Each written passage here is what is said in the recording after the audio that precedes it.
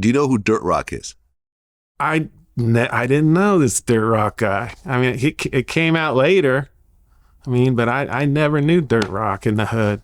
Okay, so, I'm not saying that I never came across him or he didn't know who we were. Yeah. Because he probably did, but I just don't remember him. Right. Well, from my understanding, he is a Southside Crip. He is. And he was roommates with Big Dre. And later on, he actually testified in the grand jury. Right. And he said that Big Dre told him that he was the shooter, but it made more sense for Orlando to take the credit because Orlando was the one who got jumped by Tupac. And it was his credibility and his relationship of getting, jumped by a rapper. Right. That it would make more sense for him to hold that murder. And Big Dre didn't really want the heat of killing one of the most popular celebrities in the world. Now, you heard this before. I've heard it, yeah.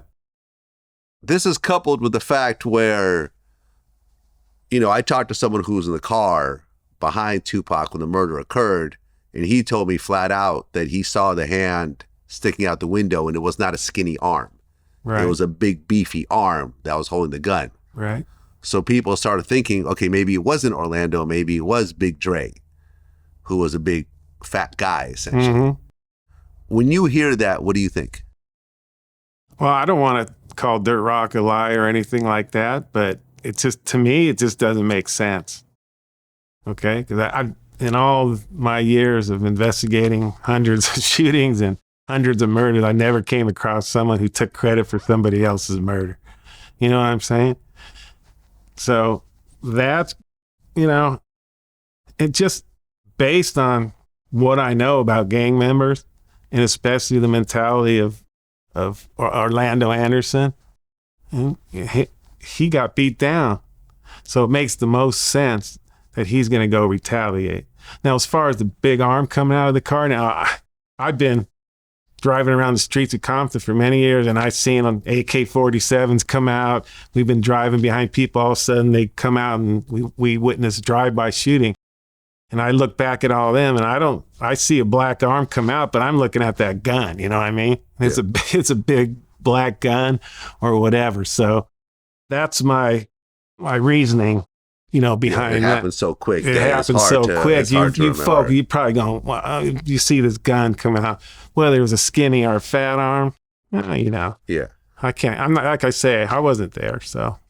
Well, I mean, when I brought this up to Greg Kading in our last interview, he said that except for Keefe, everyone was kind of trying to take credit for Tupac's murder. Everyone was sort of bragging about it in their own way. Terrence Brown also claimed he was the shooter? Yeah. Oh. Everybody in the car was taking credit for it.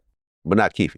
Not Keefe. Yeah. But all the other guys. He's the older one in that crew, so right. he knows a little better. Right. He's trying to tell everyone to shut up because, it's getting around that everybody's bragging about it. So Orlando, Andre, and Terrence are all saying they're the shooters. Right. All three of them simultaneously. Like they all held the gun together and just, okay, got it. They all want to take credit for it. Well, because they're associated with such a high profile event. One that we're still talking about 25 years later. I know. That's what I'm saying. So this happened in 96, right? Mm-hmm. Greg Kading didn't start investigating to 2006. So what happened in 96 is us. We were the ones that were there. And I'm telling you that the only informants that were telling us that were bragging about it was Orlando Anderson. Okay, so no one else was taking credit. No one else was taking credit. So from your point of view, it was clearly Orlando, nobody else. That's what I believe. That's what you believe. Right.